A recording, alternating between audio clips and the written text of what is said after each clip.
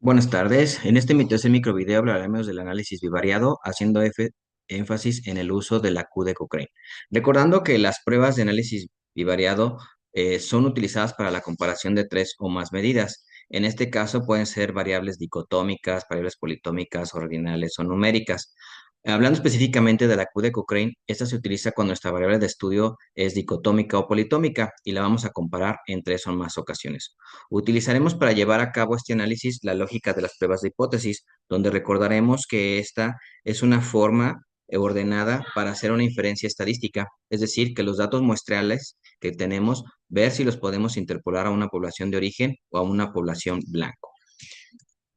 Dentro de nuestras pruebas de hipótesis, aquí tenemos el ejemplo. Se está analizando la evolución de secreciones bronquiales en pacientes con traqueostomía atendidos por el Servicio de Medicina Física y Rehabilitación.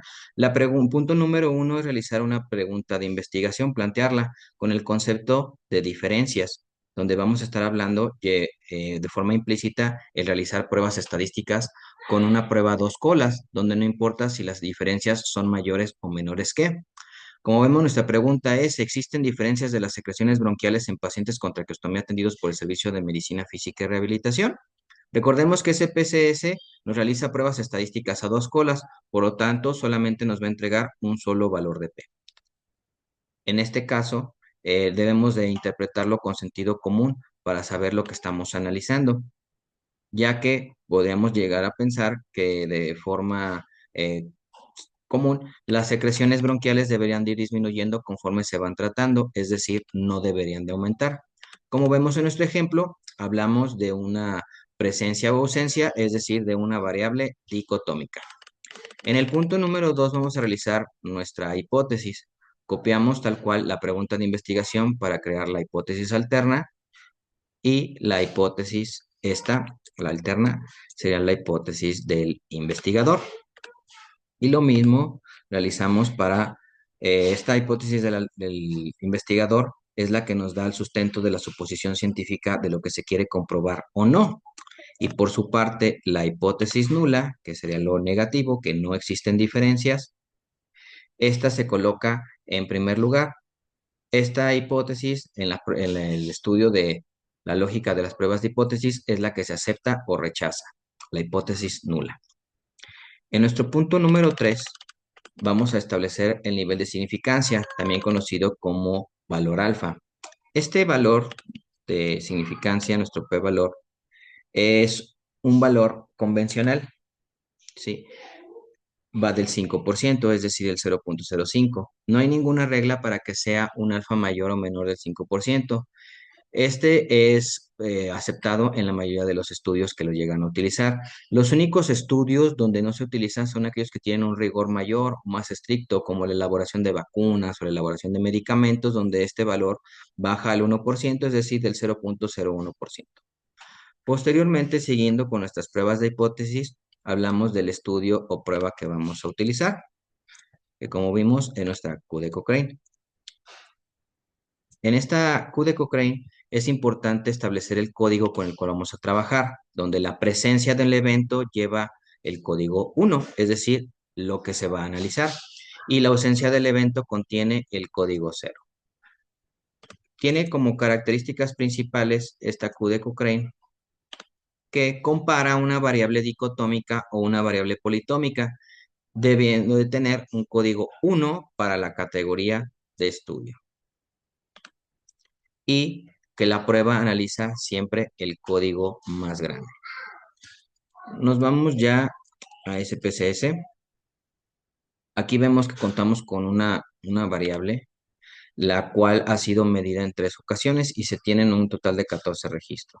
En las etiquetas de valor podemos observar que el código 1 va para la ausencia y el código 0 va para la presencia, como hemos platicado previamente. En este caso queremos ver la ausencia, ya que la lógica es que las secreciones deberían de ir desapareciendo a medida que se hacen las revaloraciones. Q de Cochrane, como lo dije, requiere por lo menos de tres mediciones. Para realizar nuestro primer análisis, nos vamos al menú en la opción de analizar. Posteriormente nos posicionamos en pruebas no paramétricas, a cuadros de diálogos antiguos Y Q de Cochrane se encuentra en esta porción, en esta parte de K muestras relacionadas. Es lo que equivale al Q de Cochrane. Al abrirnos, nos vemos que por default viene marcado Friedman. La vamos a deshabilitar y vamos a habilitar Q de Cochrane, que esta ya sabemos es para variables dicotómicas o politómicas que se han sido medidas en 3 ocasiones, tomando en cuenta que lo que analiza el programa es el código más grande. Tomamos las mediciones que contamos y las colocamos en la sección de variables de prueba y posteriormente damos clic en aceptar. Lo primero que nos entrega es una tabla de frecuencias, esta que tiene este encabezado, y los estadísticos de la prueba con el resultado matemático de Q de Cochrane, porque el Q de Cochrane tiene su propia fórmula. De momento, esto no es útil para llevar a cabo el registro de reporte. Lo que vamos a reportar en este caso es la transformación a lo que se conoce como el p-valor, que en esta parte del SPSS viene como sig asintótica.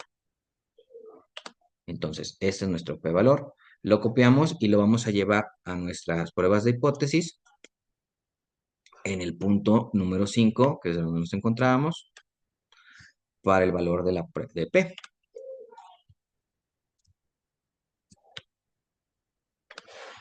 Aquí tenemos que es de 0.96972, pero esto lo multiplicamos por 10 y nos da un valor de 9.6%, donde cuando el valor de P está por arriba del valor de significancia, quiere decir que el error es mucho más grande de lo que estamos dispuestos a aceptar y por lo tanto no nos vamos a quedar con la hipótesis alternativa, nos vamos a quedar con la hipótesis nula, ya que el error es muy grande como para poder aceptar la hipótesis alterna. Posteriormente vamos al punto número 6, que es la lectura del p-valor.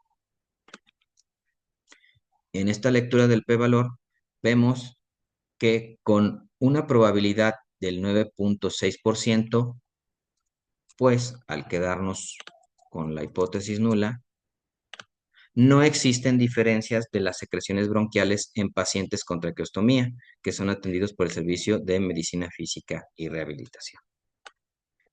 Si vamos a los resultados del SPSS, nos damos cuenta que aquí vienen listado estas frecuencias, pero no nos dan mucha información. Entonces, ¿cómo podríamos presentar las frecuencias y los porcentajes de una variable categórica?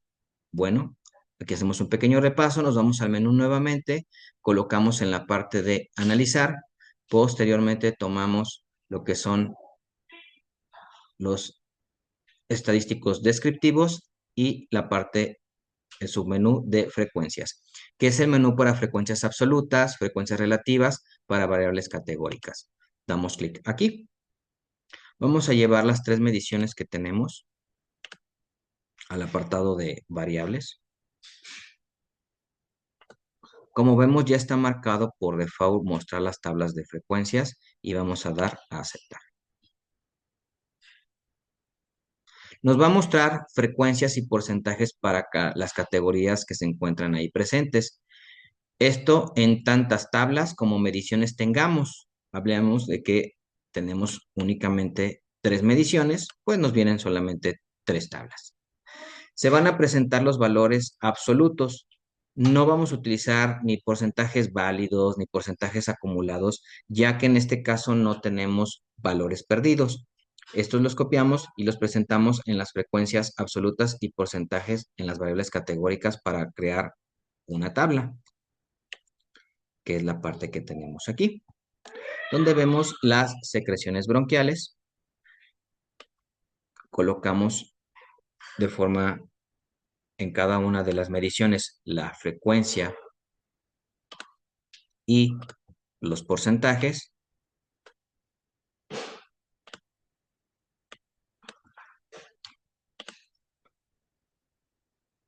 De cada una de las variables. Y también colocamos nuestro valor P que ya teníamos en la extrema derecha. Como vemos, colocamos un asterisco en el valor de P, ya que debemos de hacer un énfasis en con qué prueba estadística corresponde este p-valor. Por eso colocamos un asterisco y colocamos nuestra prueba de Q de Cochrane.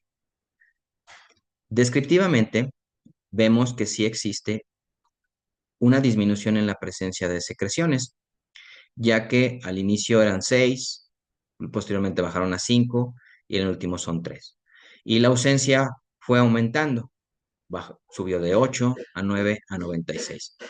Tenemos el número y el porcentaje que equivale a cada una de estas frecuencias. Visualmente podemos decir que sí disminuyen, pero al momento de hacer la estadística concluimos que no, ya que las frecuencias no son suficientes para demostrar una diferencia estadística.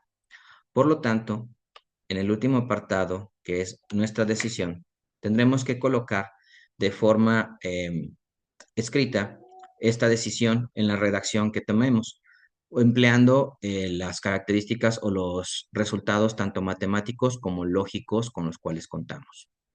Donde en este ejemplo podría deducirse que no se encontró una significancia estadística porque son muy pocos el número de mediciones con las cuales se cuentan. Podría llegarse a pensar que incrementando el número de casos, pues tal vez esta significancia estadística pudiera llegar a presentarse en algún momento. Bueno, este ha sido un ejemplo del uso de la Q de Cochrane. Espero que haya sido de su agrado. Muchas gracias por su atención.